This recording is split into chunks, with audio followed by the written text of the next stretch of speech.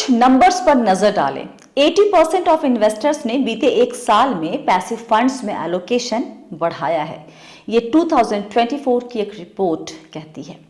मार्च 2025 तक इंडिया में passive mutual funds का टोटल AUM 11.13 लाख करोड़ पहुंच गया है, जो मार्च 2024 से 21% अधिक है। Next, NSE, the National Stock Exchange, has 46 factor-based indices, up from 23 at the start of 2024. सिर्फ इक्विटी में फैक्टर इंडाइसेस को फॉलो करने वाले 88 फंड्स ETF FOF हैं, और इन फंड्स में दिसंबर 2024 तक का AUM 29,322 करोड़ था। ये नंबर एक साल पहले तक महज 8,900 करोड़ था। Smart beta funds account for 11% of the total AUM managed by index funds as of December 2024. ये नंबर्स क्यों अहम हैं? क्योंकि इंडिया में निवेश का लैंडस्केप बहुत तेजी से चेंज हो रहा है।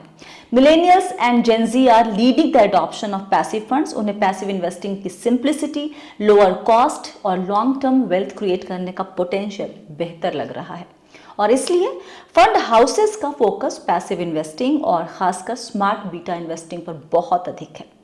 आपके लिए इस बदलते ट्रेंड को इग्नोर करना सही नहीं होगा।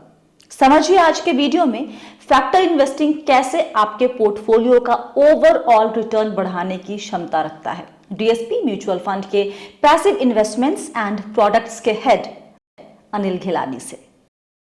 Anil, so good to have you on Be Wealthy after a very long period.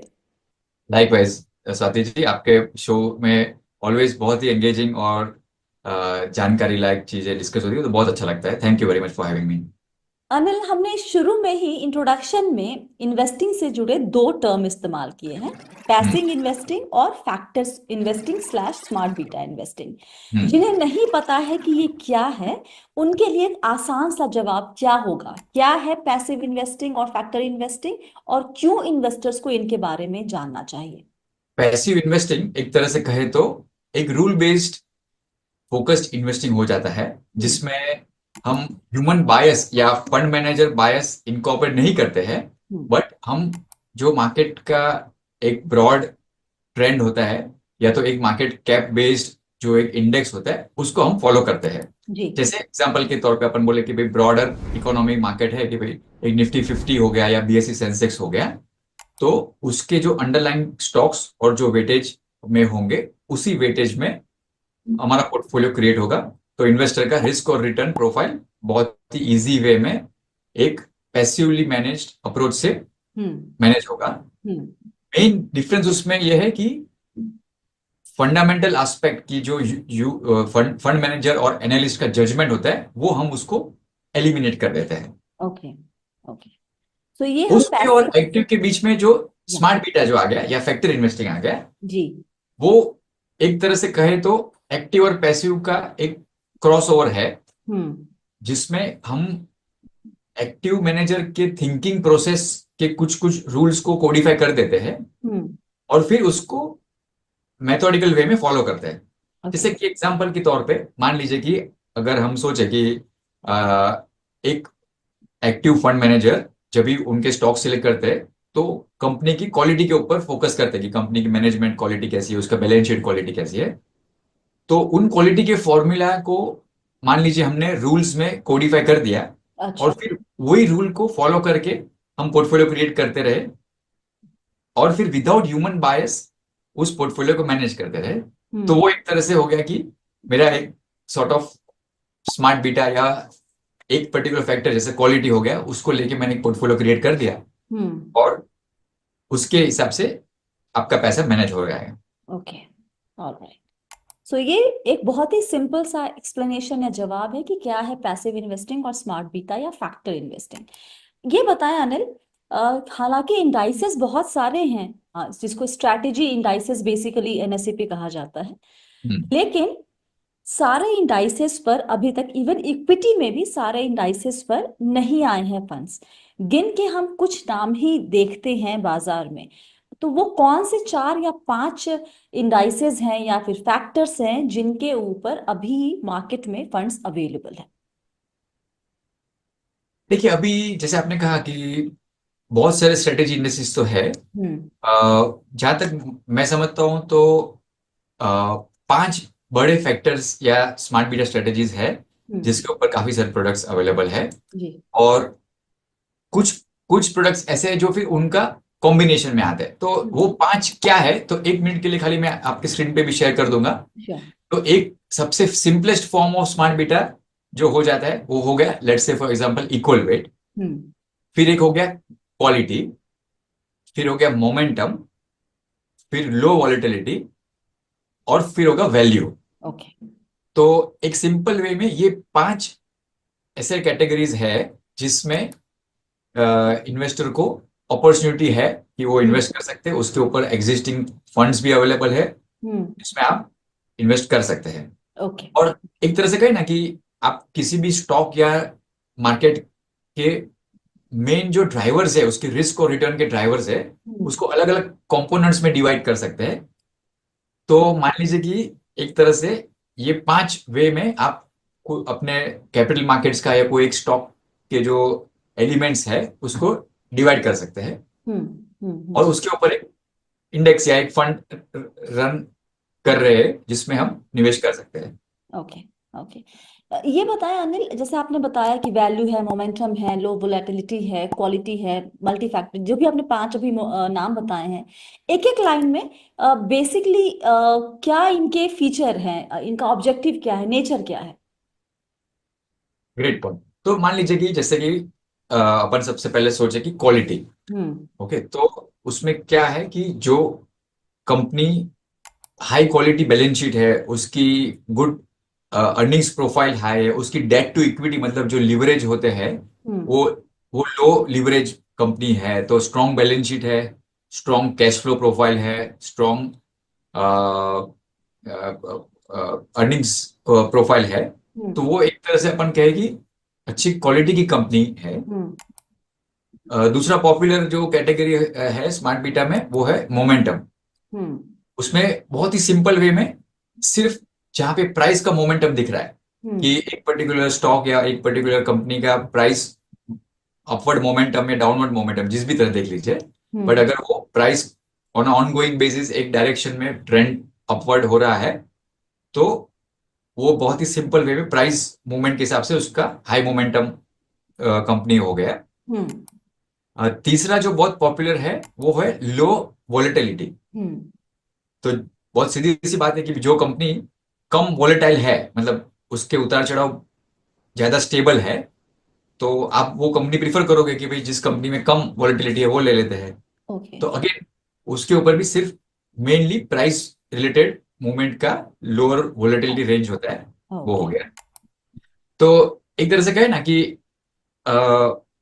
India जैसी इकोनॉमी में जहाँ पे कैपिटल मार्केट्स में इक्विटी मार्केट में इन्वेस्ट करते वक्त आप मेनली 3 चीज देखते हैं, जो मैं हटन बोलता हूँ उसको मैं एक टर्म ऑलवेज यूज करता हूँ, coffee, CO, which stands for corporate earnings. ये कंपनी के जो प्रॉफिट पूल्स में हम हिस्सेदार बन रहे हैं। फिर एफ आ गया, दैट इज फ्लोज। तो वो कॉर्पोरेट अर्निंग्स को कितना फ्लोज चेस कर रहे हैं, तो जितना पैसा आ रहा है या जा रहा है मार्केट में, उससे मोमेंटम और वोलेटिलिटी दोनों का वैल्यू एक निकाल सकते हैं आपकी। जिसको बहुत पैसा चेज कर रहा है तो वो स्ट्रॉन्ग मोमेंटम में होगा। जी। तो ये एक बहुत बेसिक कोर एलिमेंट्स हो गए। और मान लीजिए कि आप बोले कि यार ये सब चीजें थोड़ी मुझे फिर भी और सिंप्लीफाई कर दीजिए, तो simplest form of smart beta जो बोलते हैं वो है equal weight. Okay. Without trying to एक पर्टिकुलर फैक्टर, अभी क्या फैक्टर अच्छा करेगा, मोमेंटम अच्छा करेगा या लो वोलेटिलिटी अच्छा करेगा या क्वालिटी अच्छा करेगा या वैल्यू अच्छा करेगा, उसके जगह पे मैं simplest form easy to understand equal weight. तो एज ए एग्जांपल के तौर पे मान लीजिए कि आपके पास एक निफ्टी 50 इंडेक्स है, तो जिसमें एक बेसिक प्रिंसिपल फॉलो होता है इन्वेस्टमेंट का कि भाई हर एक कंपनी, हर एक सेक्टर के जो लीडर्स है, 50 अपने देश के 50 बड़े कंपनी वो निफ्टी 50 में आ गए। तो अपन कहते हैं कि स्वाति मैडम मुझे इन्वेस्ट करना है तो मैं कैसी टाइप की कंपनी खरीदूंगी। तो आप बोलेंगे भाई एक काम करो, आप अच्छी कंपनी लो जो वो कंपनी वो सेक्टर के लीडर हो, जिसने मल्टीपल बिजनेस साइकिल्स देखे हैं, तो वो एक core first basic principle of investment हो गया। Second basic principle of investment हम बोलोगे कि भाई अनिल प्लीज मेक श्योर कि वो आप अच्छी कंपनी लो, लेकिन उसको वेल डाइवर्सिफाइड भी रखना भाई अक्रॉस सेक्टर्स एंड स्टॉक्स। तो निफ्टी 50 ऐसे एक इंडेक्स में क्या हो जाता है कि कुछ कुछ कंपनीज के ऊपर बहुत हेवी वेट हो जाता है। किसी कंपनी का वेटेज 12-15% हो गया है, इसकी वजह से कोई एक सेक्टर का वेट 35-38% चलता है कभी कभी। तो अगर हम इक्वल वेट सिंपल कर दे तो उसमें फैक्टर्स और सेक्टर्स और स्टॉक इवनली डिस्ट्रीब्यूट हो जाते हैं, तो उससे आपका डाइवर्सिफिकेशन भी बढ़ गया। आपने दो core basic principle of investing follow कर लिए। तो इन सिंपल वे, वैसे तो ये बहुत कॉम्प्लिकेटेड है, इसमें हर एक सिर्फ फैक्टर लेके अपन पूरा एक शो कर सकते हैं पे जाए कि क्वालिटी ऐसे फैक्टर में क्या हो, बट एकदम एक सरल शब्द में सिंपल वे में ये एक लॉजिक बता दिया। चलिए यहाँ पर मैं अपने व्यूअर्स को ये भी बोल दूं कि अगर आपको लगता है कि किसी भी एक फैक्टर के ऊपर आपको और डिटेल चाहिए तो आप नीचे कमेंट करेंगे। हम किन किन फैक्टर्स की बात कर रहे हैं यहाँ पर? हम मोमेंटम की बात कर रहे हैं, इक्वल वेट की बात कर रहे हैं, लो वोलेटिलिटी की बात कर रहे हैं, क्वालिटी की बात कर रहे हैं, and one more value value की। तो अगर इन पांचों में से आपको किसी के ऊपर एक डिटेल इंटरेक्शन चाहिए तो आप अभी नीचे कमेंट कीजिए। अच्छा, आपने कहा सबसे सिंपलेस्ट फॉर्म में इक्वल वेट, सबसे कॉम्प्लिकेटेड कौन सा होता है? देखिए मैं बता देता हूँ। सबसे कॉम्प्लिकेटेड मेरे हिसाब से जो मल्टी फैक्टर इंडेक्सेस है, जिसमें मोर देन वन फैक्टर साथ में है, मतलब कि सिर्फ मोमेंटम या सिर्फ क्वालिटी ऐसा नहीं है, बट उसमें थोड़ा कॉम्बिनेशन क्वालिटी और मोमेंटम का मिक्सचर है। तो दोनों दो या तीन तीन फैक्टर का कॉम्बिनेशन करके, हालांकि वो अंडरस्टैंड करने की थोड़ा कॉम्प्लिकेट हो सकता है, बट बहुत बार रिस्क और रिटर्न के एंगल से देखें तो वो ज्यादा पावरफुल भी हो सकता है। क्योंकि अगर जब भी अपन सिंगल फैक्टर प्रोडक्ट में निवेश करेंगे, तो जब भी वो फैक्टर का एक इन्फ्लेक्शन पॉइंट आता है, उस वक्त वो फैक्टर बहुत ही सिग्निफिकेंट अंडर परफॉर्म करेगा। जैसे एग्जांपल के तौर पे मैडम, मोमेंटम फैक्टर बहुत ही अच्छा चला था। काफी सारे व्यूअर्स जो अपने साथ अभी जुड़े हुए हैं वो देख रहे होंगे कि हाँ, मोमेंटम लास्ट 1-1.5 साल में बहुत अच्छा चला, 2 साल 3 साल में, क्योंकि मार्केट एक तरफा चल रहा था। जब भी खराब चल रहा है मार्केट करेक्शन में, तभी मोमेंटम सबसे शार्प गिरता है। तो उस वक्त वो इन्फ्लेक्शन पॉइंट जब भी है, तभी अगर एक और फैक्टर उसमें जुड़ा हुआ हो, अगर मोमेंटम के साथ मान लीजिए क्वालिटी, तो फिर आपका overall experience even down cycle में शायद थोड़ा बेटर कुशन्ड वे में हो सकता है। तो coming to the original question कि ज्यादा कॉम्प्लिकेटेड क्या होगा, तो माइट भी मेरे हिसाब से ये मल्टी फैक्टर होगा, थोड़ा समझने के लिए कॉम्प्लिकेट होगा, पर शायद आपके रिटर्न और रिस्क के लिए ज्यादा इजी होगा। क्योंकि हमने रिटर्न की बात की है अभी यहाँ पे, बीता 6 महीना आपने सही कहा कि मोमेंटम के लिए जब से इनफैक्ट बाजार गिरना शुरू हुआ है सितंबर 26 ऑनवर्ड्स 2024 से, जो गिरावट मोमेंटम है कंपेयर टू निफ्टी 50 देखें तो कहीं ज्यादा है। आई थिंक 9-10% निफ्टी 50 में था, तो यहाँ पे 20% के आसपास का, जो मुझे लास्ट याद है चेक किया था तब। तो अभी जब गिरते बाजार में ये 5 फैक्टर जिनकी हमने बात की है, उनका परफॉर्मेंस कैसा रहा है कंपेयर टू जब बाजार ऊपर था तब? नहीं, ये बहुत अच्छा नंबर है। मैं एक बार के लिए एक ईयर ऑन ईयर एक डेटा शेयर कर देता हूँ, जो जो चार्ट है जो मैंने दिखाया था। बट अगर अपन पिछले माइट भी 10-15 साल का डेटा देखे, 2010 से 2010 से मैंने ये हर एक साल का डेटा कैप्चर किया है इसमें, जिसमें अपने को एक एक टाइप का ये आता है कि मान लीजिए कि 2010 का जो पीरियड था, उसमें मान लीजिए कि अपन ये देखे कि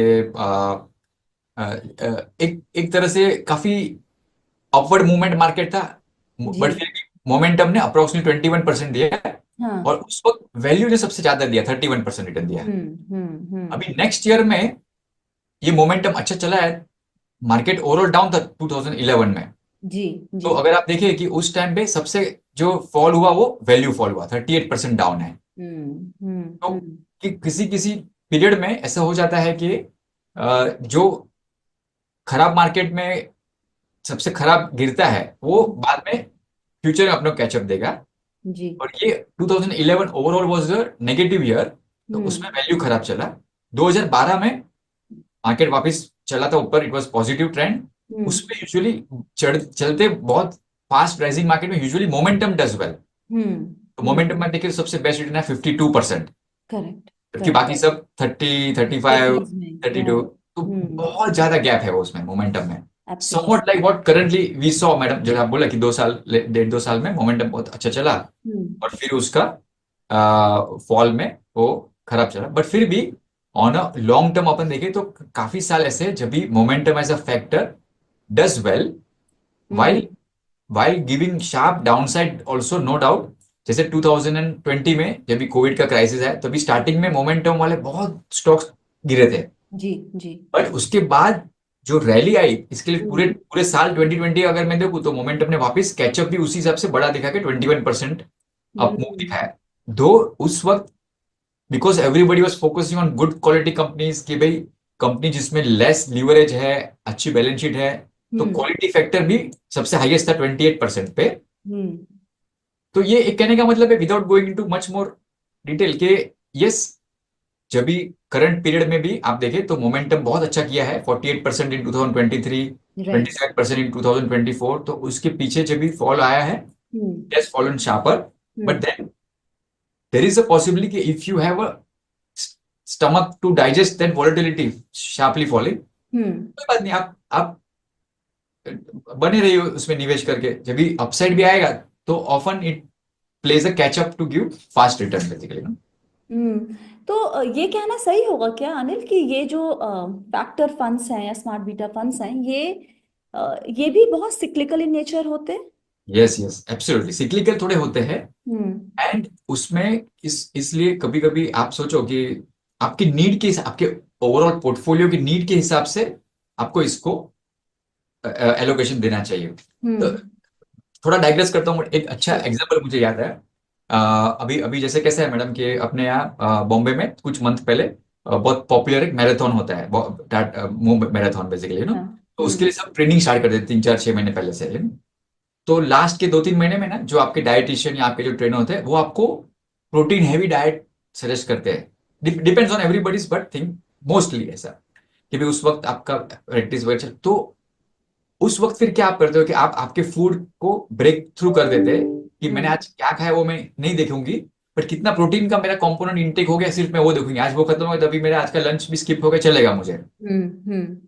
तो जिस तरह से फूड को आप ब्रेक थ्रू कर सकते हैं कि फूड में एक प्रोटीन हो गया, एक कार्बोहाइड्रेट हो गया, एक सॉरी मुझे एकदम वो डाइटिशियन का एक्सपर्टीज नहीं है, तो वो आप फूड के कंपोनेंट्स को ब्रेक थ्रू करते, उसी तरह आप आपके इन्वेस्टमेंट को भी फैक्टर्स में ब्रेक थ्रू कर दिए कि एक मोमेंटम फैक्टर हो गया, एक वैल्यू फैक्टर हो गया, एक क्वालिटी फैक्टर हो गया, और फिर आपके नीड के हिसाब से might be for some period may be momentum is very good, तो you should be heavy weight on that momentum as a factor. कुछ पीरियड ऐसे लगे कि नहीं भाई अभी सिर्फ मुझे मोमेंटम हट के क्वालिटी में फोकस करना है, तो आप सिर्फ क्वालिटी के ऊपर ज्यादा फोकस करिए। और अगर कोई मेरे जैसा है कि मैं मैराथन में तो नहीं पार्ट करता हूँ बट मुझे एक ओवरऑल हेल्दी लाइफस्टाइल चाहिए, तो वो मुझे डायटिशियन बोलेगी ठीक है तो तू ओवरऑल बैलेंस्ड वे में सब लेके फिर चलते रहे, भले किसी का कुछ और होने दो, तुम्हारा वो फोकस रखो। तो I think summary it's like how food needs a guidance component. एक रिटेल इन्वेस्टर के लिहाज से अनिल, कोर पोर्टफोलियो का हिस्सा हो सकता है या फिर ये टैक्टिकल एलोकेशन? जिनको नहीं पता है उनको बता दें, कोर पोर्टफोलियो बेसिकली आप लॉन्ग टर्म के लिए करते हैं, जो आपके फिनेंशियल गोल से मीट करने के लिए जो आपने इन्वेस्टमेंट किए हुए हैं वो कोर पोर्टफोलियो का हिस्सा होता है। टैक्टिकल उस ओवरऑल पोर्टफोलियो का रिटर्न थोड़ा इनहांस करने के लिए कोशिश की जाती है, जो तो आप टाइम करने की कोशिश करते हैं टैक्टिकल एलोकेशन में, शॉर्ट टर्म के हिसाब से आप वहां पर कॉल लेते हैं। तो क्या फैक्टर इन्वेस्टिंग या फिर स्मार्ट बीटा फंड्स हमारे कोर पोर्टफोलियो का हिस्सा होगा या फिर हमारे टैक्टिकल एलोकेशन का हिस्सा होगा? आई थिंक ये मोस्टली टैक्टिकल एलोकेशन का होना चाहिए। या फिर जैसे मैंने कहा कि बहुत सिंपल फॉर्म में इक्वल वेट स्ट्रेटेजी जो है उसको आप मान लीजिए कि वो मेरे कोर एलोकेशन में भी है, तो शायद वो बेटर हो सकती है क्योंकि वो वेल डाइवर्सिफाइड है। कोई एक सिंगल फैक्टर या एक सिंगल सेक्टर का उसमें बहुत ज्यादा वेटेज नहीं होता है, तो multiple factors and multiple sectors का उसमें कंबाइंड है। तो वो डाउनसाइड भी कंफर्टेबली प्रोटेक्ट करती है, लॉन्ग टर्म में आपको अप्रिसिएशन का भी अपॉर्चुनिटी देती है। तो मेरे हिसाब से फिर वो आपको एक बेटर अपॉर्चुनिटी दे सकती है, और जैसे आपने जो कनेक्टिंग द अर्लियर क्वेश्चन, एक और मिनट लूंगा मैं सिर्फ एक चार्ट दिखाने के या लिए। Sure sure sure. हर एक स्मार्ट बीटा स्ट्रेटेजी जो है या हर एक फैक्टर है, वो शायद हर एक डाउन मार्केट में स्मार्ट स्ट्रेटेजी नहीं भी हो सकती है। तो ये एग्जांपल की तौर से दिखा रहा हूँ कि जैसे आपने कहा ना कि जो वो बेस्ट टाइम था सितंबर से लेके, लेट्स से मेरे पास थोड़ा पुराना डेटा है मिडिल ऑफ फेब तक का। तो उसमें जैसे मान लीजिए मोमेंटम ने सबसे खराब फॉल दिया है, बट उस वक्त माइट बी क्वालिटी ने थोड़ा बेटर प्रोटेक्ट किया है, या फॉर एग्जांपल वैल्यू ने थोड़ा आपको बेटर प्रोटेक्ट किया है। तो अगर आप एक रिटेल इन्वेस्टर हो और अगर आपको ये लगे कि नहीं यार, मुझे जब भी खराब मार्केट चलता है फॉलिंग मार्केट में तो मेरा टेंशन बढ़ जाता है, तो मुझे ये टाइप की स्ट्रेटेजी नहीं चाहिए जिससे टेंशन मल्टीप्लाई हो जाए कि जी मार्केट तो गिर ही रहा है, उसमें ओ मैंने तो मोमेंटम फंड लेके रखा हुआ है तो मार्केट से 1.5 टाइम्स या 2 टाइम्स ज्यादा शार्प गिरा, भले पहले रिटर्न अच्छा दिया तो वो तो मैं भूल जाऊंगा उस टाइम पे, खराब बाजार में मेरा टेंशन बढ़ जाते। तो better to be safe, not take it in core allocation, satellite way में या टेक्टिकल एलोकेशन कर लिया तो उस वक्त पॉइंट भी आपको लगे तो वो आप कम कर दो वेटेज। तो मेरे हिसाब से आपका एक बहुत ही स्ट्रॉन्ग पॉइंट आपने रिमाइंड कर दिया सबसे कि whether we should look at this as a core allocation, might be not for core allocation. आप सिंपल नॉर्मल पैसिव फंड जैसे आपने कहा beta, not smart beta but basic beta आप ले लीजिए, या simplest form of smart beta consider कर सकते हैं आप जो इक्वल वेट है, बिकॉज वो बहुत ही वेल डाइवर्सिफाइड है। ओके। और फैक्टर बेस्ड इन्वेस्टिंग है, उसमें आप थोड़ा सा केयरफुली विचार करके मार्केट के अलाइनमेंट में वो फैक्टर को इन्वेस्ट करें तो आपको ज्यादा एक कंफर्ट रहेगा पोर्टफोलियो में। जैसे अभी देखिए मोमेंटम गिरा हुआ था, अब उसमें जब रिकवरी आएगी तो उसमें एक हम शार्प रिकवरी देख सकते हैं। हम सकते हैं, सब कुछ अज्यूम कर रहे हैं कि अभी पता नहीं बाजार कैसा रहेगा, लेकिन अगर रिकवरी आती है एक स्ट्रांग रिकवरी बाजार में तो वहाँ मोमेंटम को फायदा होगा। मैंने कहीं पढ़ा था कि जो क्वालिटी है वो बेस्ट काम करती है मिड और स्मॉल कैप में। लो वोलेटिलिटी अभी मैंने पढ़ा था कि उसको थोड़ा सा और प्रूविंग ग्राउंड चाहिए, स्पेशली इन लार्ज कैप। तो अगर अभी किसी को टैक्टिकल एलोकेशन करना हो किसी एक फैक्टर इन्वेस्टिंग या स्मार्ट बीटा फंड्स में, तो एक्चुअली सवाल ये है कि किस वक्त क्या काम करेगा। बढ़ते बाजार में हमें पता है मोमेंटम काम करेगा, लेकिन क्वालिटी, लो वोलेटिलिटी और व्हाट एल्स, इक्वल वेट तो आपने कहा है कि कोर का हिस्सा हो जाता है, एक और कोई फैक्टर वैल्यू है, वैल्यू है। वैल्यू है कभी। ये सब में हम कैसे एज अ रिटेल इन्वेस्टर एक कॉल ले सकते हैं कि अभी सही वक्त है इसमें पैसे लगाने का? एक तो बहुत क्लियर बात है कि आ, ये बहुत ही मुश्किल एक डिसीजन है कि ओके, किस लेट वक्त। Me make it easy for you Anil. Okay, आपके हिसाब से, और मैं आपको प्रिडिक्शन के लिए नहीं कह नहीं रही, आई नो, हाँ आपकी एक्सपर्टीज के हिसाब से अगला 1 या 1.5 साल किस फैक्टर के लिए आपको लगता है कि उसका अच्छा माहौल बेनिफिट बन हो रहा सकता। है, वहां पर मुझे कमाई के मौके दिख सकते हैं? Sure sure. तो मेरे हिसाब से क्वालिटी हम्म। और मोमेंटम, ओके। ये दो एक अच्छे वो लग रहे हैं। हम्म। मोमेंटम क्योंकि जैसे आपने कहा कि ऑलरेडी शार्प फॉल हो चुका है, तो आज अगर आप इन्वेस्ट करना चाहे, माइट भी, मुझे नहीं पता कि यहाँ से और भी शायद मार्केट फर्दर गिर सकता है, अगर कोई खराब न्यूज चल रहे हैं या कॉर्पोरेट अर्निंग्स खराब आए तो गिर सकते हैं, no doubt. Hmm. But structurally अगर आपके पास थोड़ा लॉन्ग टर्म होराइजन है और हम्म। आप बिलीवर हो कि इंडियन कैपिटल मार्केट में फ्लोज ड्रिवन रैली चलती रहेगी, तो मोमेंटम शार्प फॉल वाली स्ट्रेटेजी है, बट उसी हिसाब से शार्प गेन वाली स्ट्रेटेजी भी है। तो राइट। इन डेवलपिंग कंट्रीज जैसे कि इंडिया है, हम्म। भले एक टाइम पे अपन भी डेवलप्ड कंट्री बनेंगे soon, ji. Touchwood, but in developing countries always momentum as a factor historically अच्छा रिटर्न देती है, तो वो आप एक जरूर सोच सकते हैं। ओके। और दूसरा जो मैं बताया था क्वालिटी, हम्म। बिकॉज क्वालिटी भी ऐसा है कि यू कांट गो रॉन्ग, कि उसमें अगर खराब भी चल रहा है टाइम तो आप बोले कोई बात नहीं, एटलीस्ट जो मेरे पास पोर्टफोलियो में कंपनीज है they are good quality companies, they are strong balance sheets, they have good stable earnings profile. तो अगर वो मेरे पोर्टफोलियो में है भी और अभी थोड़ा टेम्पररी अंडर परफॉर्म कर रहे हैं, कोई बात नहीं, तो इक्विटी पोर्टफोलियो लॉन्ग टर्म है, मुझे क्लियर है कि भाई अच्छी क्वालिटी कंपनी है तो एटलीस्ट मुझे कोई शॉक नहीं आएगा। कम कम मुझे पेन कोई भी रीजन से आएगा। हम्म ये दो फैक्टर करंट सिचुएशन में मैं सोचूंगा कि आपको डेफिनेटली इवेल्युएट करने चाहिए। इवैल्यूएट करना चाहिए। और जैसे हम अपन ने कहा स्वाति जी एक और पहले कि हम्म जो थोड़े कॉम्प्लेक्स चीज हो सकती है बट जो कॉम्बिनेशन ऑफ दोनों करे तो माइट भी आप अगर ये दोनों कंबाइन कर सकते हैं क्वालिटी एंड मोमेंटम एक एक एक प्रोडक्ट में या एक या ये तो आपके पोर्टफोलियो में एक क्वालिटी फंड ले लीजिए एक मोमेंटम फंड लीजिए वो भी ठीक है but just I am saying as example hmm then that could also be a very good approach basically you know. Okay. और अगर आप बहुत ही सिंपल इन्वेस्टर हो आपको लॉन्ग टर्म के लिए करना है तो फिर तो जैसे मैंने पहले कहा है कि आज की तारीख में भी इक्वल वेट स्ट्रेटेजी आप यूज कर लीजिए तो आपको एक तरह से लॉन्ग एक टर्म कंफर्ट है। जो मुझे चैलेंज दिखता है इन फंड्स में या कोई भी इंडाइसेस बेस्ड फंड में अनिल, कि वहां पर जो रीबैलेंसिंग होती है मोस्टली साल में 2 बार होती है, जी राइट?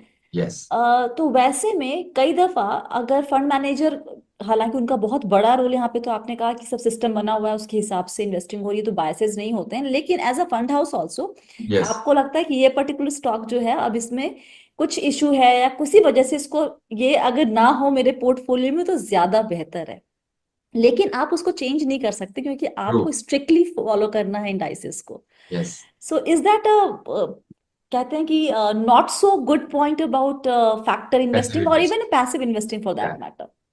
देखिए वो करेक्ट बात है कि हम्म अगर हम कोई चीज को कोई स्टॉक को लग रहा है कि खराब न्यूज आ रहा है या बैड बैड इंफॉर्मेशन आ रहा है बट मेरे पोर्टफोलियो में या मेरे रूल बेस्ड फॉर्मूला में वो है तो जब तक नेक्स्ट रीबैलेंस में वो बाहर नहीं निकल जाता है तब तक। मुझे उसको इन्वेस्ट करना ही पड़ेगा या वही वही मेरे पोर्टफोलियो में कल स्वाति मैडम का 100 रुपीज इन्वेस्ट हुआ तो वो प्रोपोर्शन में मुझे वो स्टॉक नया बाय भी करना पड़ेगा इंक्रीमेंटल ऐसे नहीं कि सिर्फ होल्ड कर रहा हूँ या बिकॉज वो मेरा एक मैंडेट है मेरे पोर्टफोलियो का। हम्म तो हम कभी भी उसको ओवरराइड नहीं करेंगे। हम्म हाँ कोई कोई रीजन से अगर बहुत आउटसाइड ऑफ द वे कुछ न्यूज फ्लो आता है या कंपनी डीलिस्ट हो जाती है वगैरह तो वो उसको अनशेड्यूल्ड रीबैलेंस बोलते हैं और उस वक्त वो कंपनी को चेंज किया जा सकता है but otherwise we will not do that and hence बहुत बार मुझे क्वेश्चन आता है कि आपका तो स्टाइल बहुत ही हार्मफुल हो सकता है कि कोई कोई स्टॉक का बहुत खराब न्यूज आया तो भी आप उसको कंटिन्यू होल्ड करेंगे। करके रखते हैं, हाँ। बट मेरा पॉइंट ये है कि ऐसे टाइप के तो बहुत एग्जाम्पल्स हो चुके हैं। हम्म वो हम्म वो अपने इंडेक्स के हिस्टोरिकल रिटर्न में ऑलरेडी फैक्टर्ड है या उसके बावजूद उसका रिटर्न्स और रिस्क आपके सामने है। या या तो या बहुत बार जो शायद एक्टिव फंड मैनेजर व्यू लेके उन उन कंपनी को शायद बेच दे या नहीं खरीदे सब्सिक्वेंटली शायद वो अच्छा भी चले। अच्छा भी चले, एब्सोल्युटली। तो वो एक ह्यूमन बायस है हम्म जो बहुत बार राइट होगा मैं ये नहीं बोल रहा हूँ मतलब और अपने Indian Indian mutual fund industry में ऐसे बहुत ही सीजन्ड एक्टिव फंड मैनेजर्स है जो मेरे बहुत क्लोज फ्रेंड्स और कलीग्स है जो बहुत अच्छी वे में ये कर सकते हैं। मैं डाउट नहीं कर रहा हूँ पर फिर भी वो ह्यूमन जजमेंट है तो वो कॉइन टॉस है कि वो 50 बार हेड्स आएगा तो 50 बार टेल्स भी आ ही सकता है। लेकिन दोनों तरह में रिस्क है, राइट? आपको as exactly an investor you should be aware of कि रिस्क कहाँ पर और कैसा रिस्क है। एब्सोल्युटली एक्टिव में हमेशा ह्यूमन बायसेस वाला रिस्क रहेगा, यहाँ पर ये वाला रिस्क है कि यहाँ पर आपके सामने आई थिंक वो फ्लेक्सिबिलिटी नहीं है कि आप अपने हिसाब से हटा सके। तो आप जब इन्वेस्ट करेंगे तो आपको मालूम होना चाहिए कि आप क्या रिस्क ले रहे हैं, and you should be comfortable with that risk. तो ये अवेयरनेस बहुत जरूरी है। अच्छा, एक जगह मैंने कहीं पढ़ा था और इस पे आपकी राय चाहेंगे कि लिखा था कि पैसिव इन्वेस्टिंग का जो मतलब होता है वो मार्केट को फॉलो करना होता है, यानी जितना मार्केट रिटर्न दे उतना ही कमाना, उससे ज्यादा कमाने की कोशिश पैसिव इन्वेस्टिंग में नहीं की जाती है। राइट वही फैक्टर इन्वेस्टिंग ये दावा करता है, और ये मेरे वर्ड नहीं है, ये किसी का इंटरव्यू था और मैंने वहां से ये पिक किया है। वही फैक्टर इन्वेस्टिंग ये दावा करता है कि ये पैसिव इन्वेस्टिंग की डिसिप्लिन को एक्टिव इन्वेस्टिंग की ज्यादा कमाई वाली स्ट्रैटेजी के साथ जोड़ता है। मतलब डिसिप्लिन इसमें पैसिव का है लेकिन अल्फा जनरेट करने की कोशिश की जाती है। लेकिन यहाँ पर जब हम फैक्टर इंडाइसेस की बात करते हैं, फैक्ट फंड्स की, वो भी तो एक इंडाइसेस को किसी एक इंडेक्स को फॉलो कर रहा है, राइट? ऐसा नहीं है कि वो उसका इंडेक्स कुछ मतलब उसका बेंचमार्क कोई और होता है, या फिर बेंचमार्किंग कैसे होती है इसमें नॉर्मली? अगर मान लीजिए कि मैंने निफ्टी 50 मोमेंटम 30 समथिंग इस तरह का कोई एक इंडेक्स है, उसको फॉलो करना। तो मेरा तो बेंचमार्क वही हुआ ना कि मुझे उसके बराबर का रिटर्न देना है। तो यहाँ पर Correct. अल्फा जनरेट करने की बात कैसे आ जाती है? बहुत बहुत अच्छा पॉइंट है। तो जैसे आपने ये एग्जांपल कहा कि उस पर्टिकुलर इंडेक्स पे जब भी मेरा फंड रन कर रहा है, तो मेरा मैंडेट तो ये कि उस इंडेक्स के रिटर्न्स को मैं मिरर करके जितना क्लोज रिटर्न और रिस्क दे सकूं वो मुझे देना है। तो मेरे फैक्ट शीट वगैरह में सब जगह पे यही दिखेगा कि जैसे आपने कहा कि Nifty 50, sorry I forgot example, सब फॉर हाँ, कोई भी सिंपलिसिटी एक नाम हम, निफ्टी हाँ 50 इक्वल वेट है। तो हाँ। निफ्टी 50 इक्वल वेट का लास्ट 1 ईयर में return suppose for example for simplicity से 12% आया। तो यही देखेंगे कि भाई अनिल गलनी, आपने निफ्टी 50 इक्वल वेट एक फंड चला रहे थे, तो उसका रिटर्न क्या आपने मुझे 11.75 या 12.25 के रेंज में दिया, मतलब बहुत क्लोज टू 12। अगर यस, तो that means it is the success of your fund management and your systems and processes and your team to mirror or track the return of that my underlying index which I have selected, that is Nifty 50 equal weight index.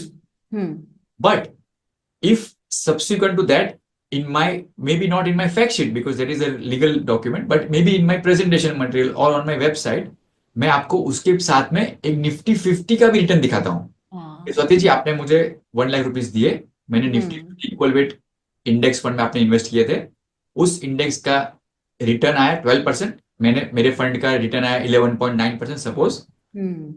और उस 1 year में Nifty 50 जो है plane vanilla जो standard benchmark है, उसका return मान लीजिए आया 10%। तो मैं बोलूंगा कि भाई because of this equal weight strategy, mind my words, because of this equal weight strategy, not because of fund manager excellence of Mr. Anil Gilani or my team, because of, sorry, just to clarify, because of that equal weight strategy in this year, it did better. There will be some year, might be next year, when equal weight strategy is not doing good and Nifty 50 has given 15% return, but Nifty 50 equal weight has given only 12%. But you should be comfortable any which ways by thinking के over the cycles, मैंने तो ये सोच के किया कि मुझे equal weight में इतना अमाउंट मेरा निवेश करना है। तो क्या मैंने वो डिसीजन करेक्ट लिया है? तो उसके लिए आपको ऑलवेज जो उसका पेरेंट इंडेक्स है या जो उसका बेस इंडेक्स है, उससे आपको ऑलवेज कंपैरिजन करना ही चाहिए। As a fund house usually हम दिखाते ही है वो हर एक उसके साथ में, कभी नहीं भी दिखा तो आपका हक है एज अ इन्वेस्टर, या आप किसी भी फंड हाउस को भी पूछ सकते हैं या आप खुद वो रिव्यू करके चेक कर सकते हो, आपको एक क्लैरिटी मिल जाएगी। Absolutely, absolutely. आखिरी सवाल, मोटे तौर पे हमने सब कुछ आज फैक्टर इन्वेस्टिंग स्मार्ट बीटा के बारे में कवर किया है। इंडस्ट्री का फोकस दिख रहा है कि यहाँ पर है, उसके पीछे वजह ये भी है कि फंड हाउसेस बाकी जो एक्टिव कैटेगरी में बहुत सारे फंड्स लॉन्च नहीं कर सकते हैं, उनके सामने अब ऑप्शन बच रहा है कि अब भैया चलिए या तो थीमेटिक हो, सेक्टोरल हो, या फिर फैक्टर इन्वेस्टिंग के थ्रू नए फंड्स या नए थीम्स को लॉन्च किया जाए। क्या किसी भी ये कहना सही होगा कि अगर इन्वेस्टर इस कैटेगरी को इग्नोर कर देगा तो कुछ मिस आउट कर जाएगा गोइंग फॉरवर्ड? देखिए स्वाति जी, मेरा तो बहुत सिंपल इसमें थिंकिंग, और उसकी वजह से बहुत बार मुझे लोग बोलते हैं कि तुम बहुत बोरिंग इन्वेस्टर हो। तो मेरा बहुत सिंपल थिंकिंग है कि जब भी अपन अपने खुद के लिए इन्वेस्ट कर रहे हैं, तो बहुत कम ऐसे आपको फीलिंग आए कि मैंने कोई एक फंड में या कोई एक स्ट्रेटेजी में इन्वेस्ट नहीं किया तो मैंने बहुत कुछ मिस कर दिया। नहीं। क्यों? बिकॉज यूजुअली आपके पर्सनल इन्वेस्टमेंट जो है वो आपके किसी लाइफ गोल के साथ जुड़े होने चाहिए। कभी कभी नहीं होते, कभी कभी हम सिर्फ मार्केट को देख के इन्वेस्ट करने ट्राई कर लेते हैं। बट ब्रॉडली अगर आप वो अप्रोच फॉलो करते हैं कि मान लीजिए कि भाई मुझे